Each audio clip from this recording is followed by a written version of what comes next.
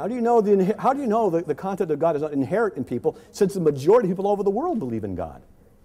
Well, it's something we could empirically test, but it does seem to be that when someone has a near-death experience, which is created by that famous chemistry in the brain that you're talking about, that they see the tunnel of light and so on because of chemical, but they see at the end of the tunnel somebody consistent with their own religious beliefs. You don't see a good Catholic seeing Krishna or Zeus at the end of the tunnel, nor do you see someone in Islam seeing Jesus at the end of the tunnel of light. They have been conditioned and they learn, and it's programmed into them from the earliest time. But you go find a newborn baby and ask him what he thinks about your teleological principles, ask him what he thinks about the theodicy of God, and see just what they have to say. Well. I guess that would work for asking if he's an atheist also. He wouldn't deny or affirm that, would he? I don't think assumption is nothing more than assumption. Next question. This question is for Edwin. You said earlier the rules of logic are dependent on the human mind. Is that correct? All right. If the rules of logic are dependent on the human mind, would it cease to exist if the human mind ceases to exist or never existed? For example, 10 billion years ago, if we were to assume evolution is true, before the human mind even existed, did the immaterial concept of 2 exist? Or would 2 plus 2 exist, or 2 plus 2 equal 4 exist, absent of the human mind? If a man speaks in the forest and there's no woman to hear him, is he still wrong? Please understand that the question you read and the words you used, the letters you formed, were all created through a process of education. If you had lived some 3,000 or 4,000 years ago, your question might have been written in cuneiform on clay tablets. Of course these things evolve. Of course the concepts evolve. That's how it works. That's why in the Bible they thought that a bat was a bird. Matt, you want to respond to that? Biologists learn different. I don't understand what the biblical classification on biology has to do with the existence of logical absolutes and saying that they evolved or not. They didn't evolve. Come on, give me some transitional evolutionary forms of logic. It doesn't work. It's conceptual. I've already addressed the issue of human brain chemistry. I've already addressed the issue that that cannot be it. And it can't be it because people are contradictory.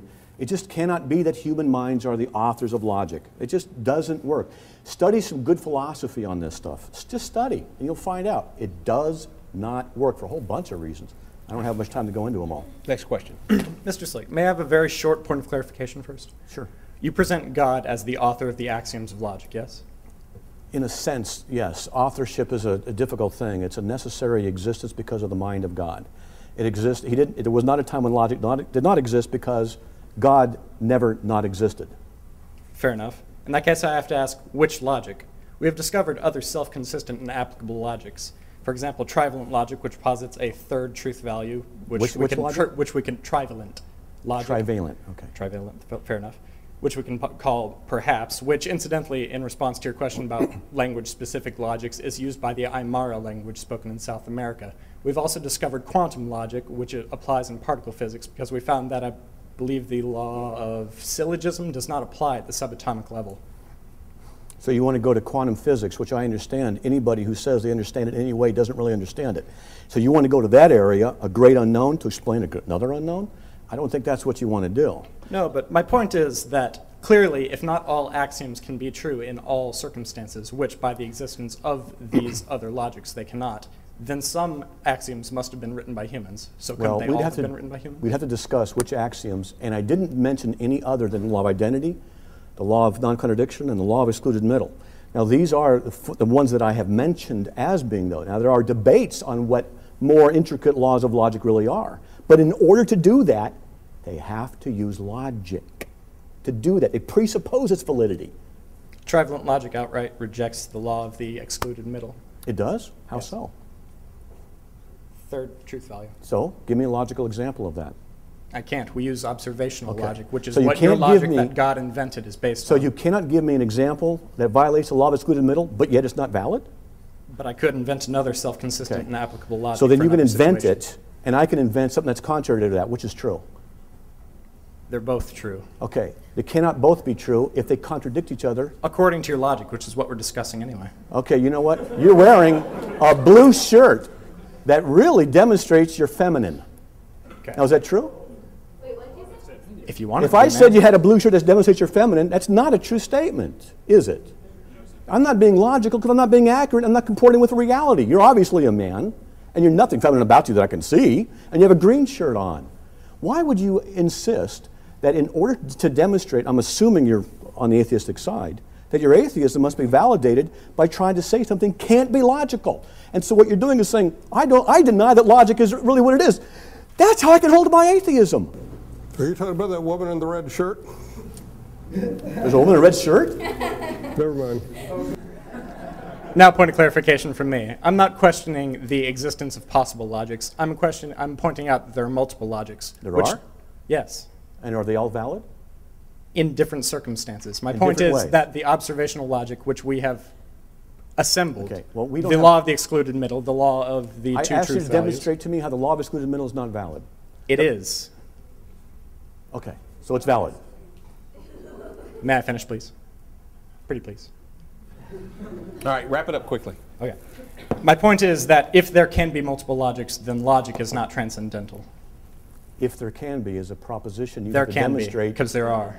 that you would have to demonstrate using logic as being true. It's been demonstrated Really? by the existence of, for example, quantum logic, which holds true absolutely in subatomic And areas. I have read some stuff on this, and what I understand is that there are a lot of scientists who don't say that what you are want to implying that quantum physics is really saying. They're saying that there has to be an underlying cause for the events that occur, because it's logically impossible that something occur for no reason, unless you want to, well, I could make it. All right, fair enough. All right. Edwin, any response to that? Thank you. Oh, yeah, briefly. Things can occur for reasons, Matt, that you don't understand. Can you make room for that possibility? For reasons you don't have any idea, things like the Heisenberg uncertainty principle and other things.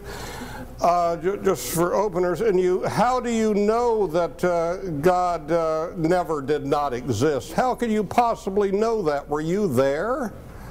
I mean, how do you know that, Matt?